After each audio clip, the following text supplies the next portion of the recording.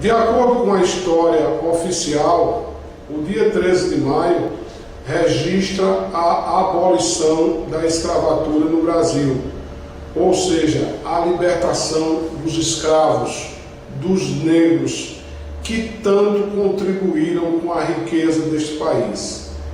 Mas, na verdade, é preciso a gente dar uma refletida muito grande que hoje escravo ou são os pretos, os brancos, os índios e a maioria do povo brasileiro, incluindo-se aí naturalmente os trabalhadores.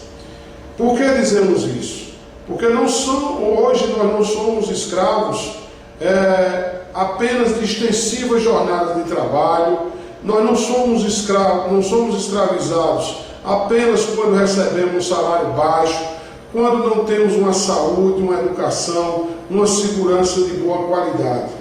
Nós somos escravos porque estamos aceitando as imposições deste perverso modelo econômico que impõe que a gente trabalhe 10, 12, 14 horas por dia e quando sai do trabalho a gente vai para casa assistir a novela, o futebol ou o Big Brother ou mesmo para os bares tomar aquela chamada geladinha.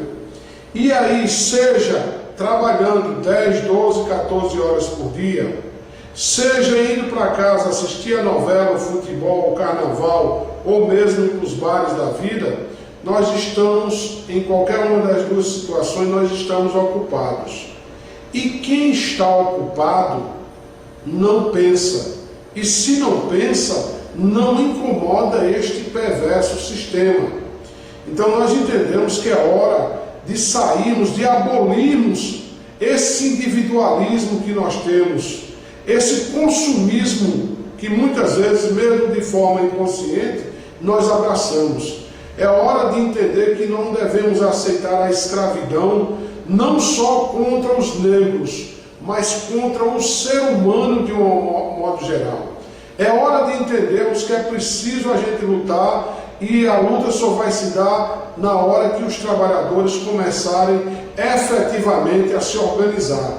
E a organização só vai se dar a partir do momento que os trabalhadores partirem para dentro do seu sindicato, começarem a discutir os seus problemas, as suas dificuldades e aí sim iniciar todo um processo de reivindicação e luta em favor de um país mais justo, mais igualitário e mais democrático.